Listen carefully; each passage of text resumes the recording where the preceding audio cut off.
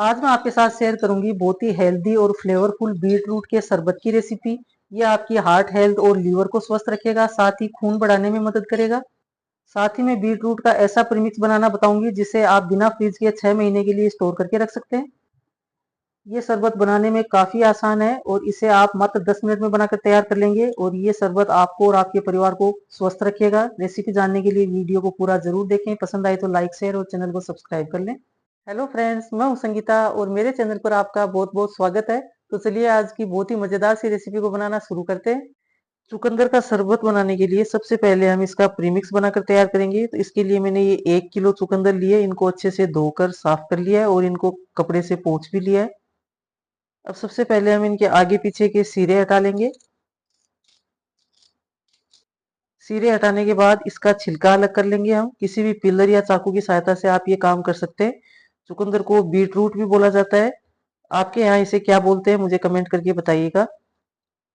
चुकंदर को एक नेचुरल एनर्जी ड्रिंक भी माना जाता है। ये हीमोग्लोबिन बढ़ाने में, ब्लड प्रेशर को कंट्रोल करने में और स्टेमिना बढ़ाने में भी मदद करता है और त्वचा को काफी चमकदार बनाने में भी मदद करता है। इसमें काफी मात्रा में आयरन, पोटेशियम और फाइबर पाया जाता है और शरीर को अंदर से मजबूत और डिटॉक्स करता है।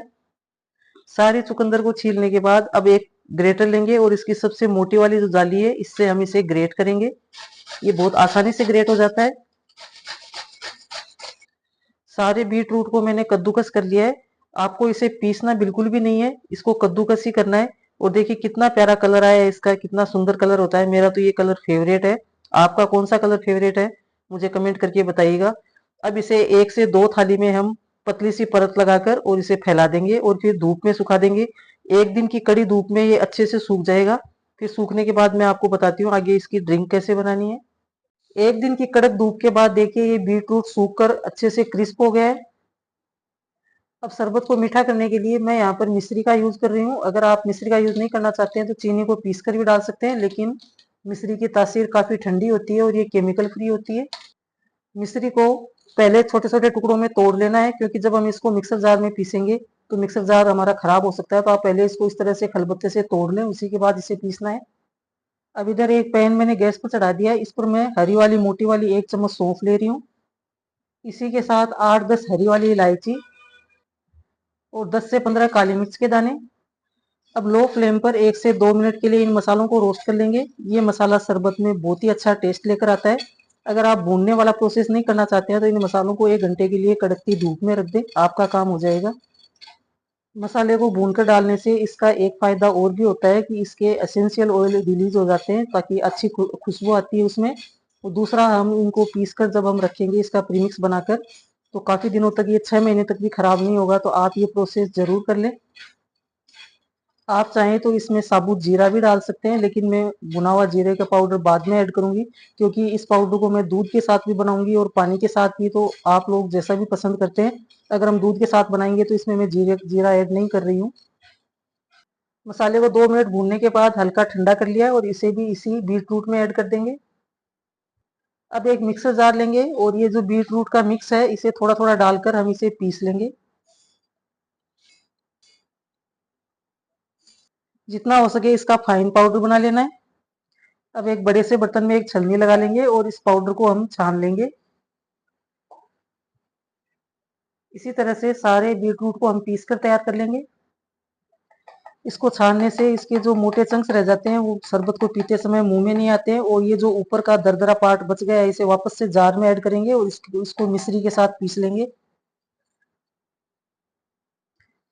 इसी में जो मिश्री हमने तोड़ कर रखी थी वो ऐड करके इसे पीस लेंगे। मिश्री की मात्रा मैं आपको बता दूं, ये मैंने 400 ग्राम मिश्री ली थी और ये जो बीट रूट का जो हमने मिक्सर तैयार किया है ये 100 ग्राम के लगभग है। मीठा आप अपने अनुसार कम ज्यादा कर सकते हैं। मिश्री के पाउडर को भी एक बार छान लेते हैं, क्योंकि मैंने धागे वाली मिश्री ली थी तो कोई धागा मैंने वैसे निकाल दिए थे, लेकिन कोई थोड़ा बहुत रह जाए तो वो निकल आएगा। इसी तरह से पूरी मिश्री को हम पीस कर तैयार कर लेंगे। अब इस सारे मिक्सर को मिक्स कर लेते हैं। आप सोच रहे होंगे कि मिश्री और बीट रूट को हम साथ भी पीस सकते थे। बिल्कुल पीस सकते थे, लेकिन जो हमने मिक्सर जार यूज किया है वो मेरा थोड़ा सा खराब है, तो उसमें सौंफ वगैरह एक साथ पीसती नहीं है, तो मैंने अलग अलग पीसा है। आपका मिक्सर जार अच्छा हो तो आप इन सारी चीजों को एक साथ भी पीस सकते हैं। इस मिक्स में जो हमने मसाले डाले हैं, सौंफ, काली मिर्च और इलायची, इलायची तो हमने फ्लेवर के लिए डाली है और सौंफ की तासीर काफ़ी ठंडी होती है, आप सबको पता ही है। और काली मिर्च का तो नाम ही काली मिर्च है, ये हमारे पेट के लिए ठंडी होती है और आंखों की रोशनी में फायदेमंद होती है। तो आप ये मसाले जरूर ऐड कीजिएगा, फ्लेवर के साथ साथ हेल्दी भी बहुत होते हैं। बीट रूट के या फिर चुकंदर के फायदे तो आप सभी को पता ही हैं। ये हार्ट हेल्थ के लिए और लीवर के लिए काफी फायदेमंद माना जाता है और डाइजेशन में भी हेल्प करता है। और 30 साल की उम्र के बाद तो 1 गिलास आपको डेली इसे पीना चाहिए, चाहे फिर गर्मी हो सर्दी हो। ये ऐसा प्रीमिक्स बनकर तैयार हुआ है कि आप इसे किसी भी मौसम में बनाकर पी सकते हैं। खून बढ़ाने में तो ये काफी मददगार होती है। तो जिन लोगों को खून की कमी की समस्या होती है उनको तो बीट रूट अपनी डाइट में जरूर शामिल करना चाहिए। अब एक इस तरह का साफ और सूखा कंटेनर लेंगे, ये मैंने कांच का कंटेनर लिया है और इस मिक्स को इसमें भरकर आप 6 महीने के लिए स्टोर करके रख सकते हैं। फ्रिज में रखने की भी जरूरत नहीं है, आप इसे बाहर ही किचन काउंटर पर भी रखकर इसको यूज कर सकते हैं।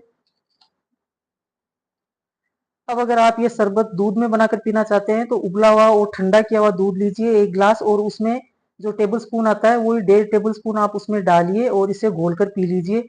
और अगर आप पानी में बनाना चाहते हैं तो उसका तरीका मैं आपको बताती हूँ। अब 2 गिलास शरबत बनाने के लिए एक मैंने बोल लिया है और इसमें मैं फ्रिज का ठंडा ठंडा पानी डाल रही हूँ।